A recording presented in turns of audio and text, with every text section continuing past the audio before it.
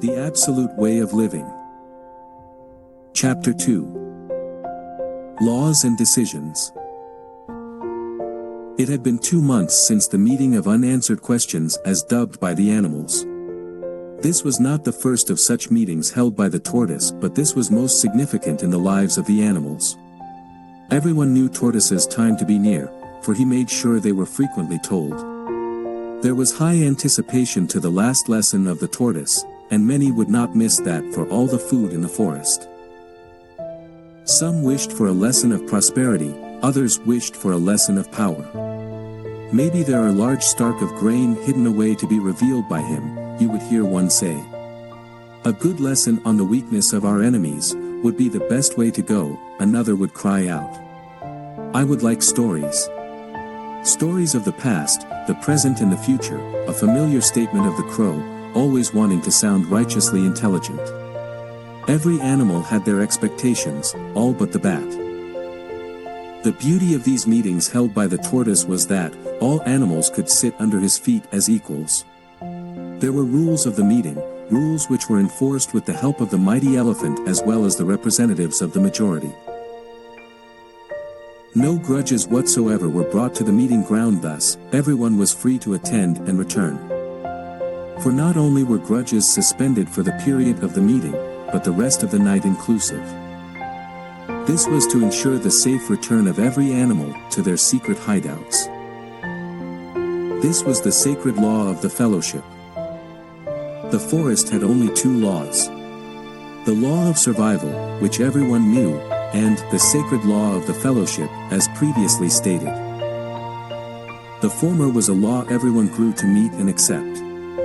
Respect for the law of survival was paramount to every animal, thus, rights given to whoever it may concern. No involvement whatsoever was encouraged between the predator and his prey. Any act of heroism was done at the peril of the hero. Even the mighty elephant knew better than to get involved in such matters, for it was taught in every gathering, today's prey can be tomorrow's predator, vice versa.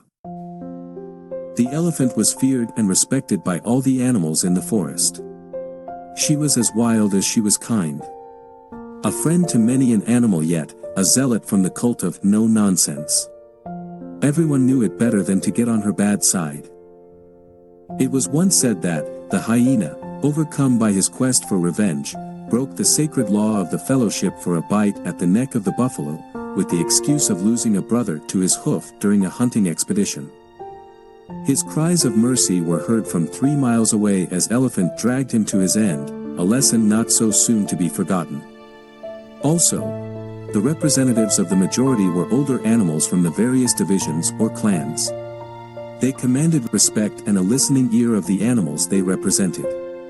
Each was said to be a leader, with great achievements in their own rights. Their individual wisdom acquired over the years helped in creating a suited environment for their executive roles. The assignment of the tortoise weighed heavily on the heart of the bat as she went about her nocturnal duties and long day rests. She initially had the intention of abandoning the quest initiated by the tortoise, and wait patiently for the adjourned meeting to get her answer, but it would mean avoiding the tortoise all year long, which for her, was more difficult than studying as much animals as the tortoise would want. 2 months had already been wasted, 3 left for the observation of 4 animals. She had to sacrifice her sweet day-long siestas, for the question which still remained, what is the absolute way of living? Is it good to be alone or in a company? The forest was a happy and fruitful place for all the animals. Everyone went about their duties with color. The lazy ones spent their time chattering all day, waiting on the next meal to parasitize. Yet, there was plenty for everyone, and yes, even for the mighty carnivores. For here and there every day, you could find an animal carelessly wandering around the zones of no return. Very young and adventurous were these, filled with the rebellion of youth, a rebellion for which the strong and mighty were forever grateful. For it is rightly said, it is beautiful beneath the sea, but if you stay too long, you will drown. A saying, meant for the ears of the wise. For though the forest was beautiful and free, any time there was a funeral for one, there would be a great feast for another. But tell us if you can. For what is there to say?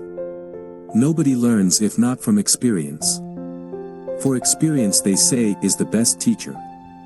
The teacher nobody ignores. The teacher with the lessons of 1,000 ages. The teacher with a silent voice yet whose lessons, so loudly taught. The teacher with no promises of examination, yet will effortlessly command perfect memorization. It was on the eve of a full moon that Bat decided to take matters seriously. She thought of the nearest animal she could start with, and so, with little a brainstorm, she settled on the mole. Although as secretive as the mole could be, they were acquainted comrades in the hunts of the night, and Bat knew exactly where to find her. And so was the beginning of her quest for answers.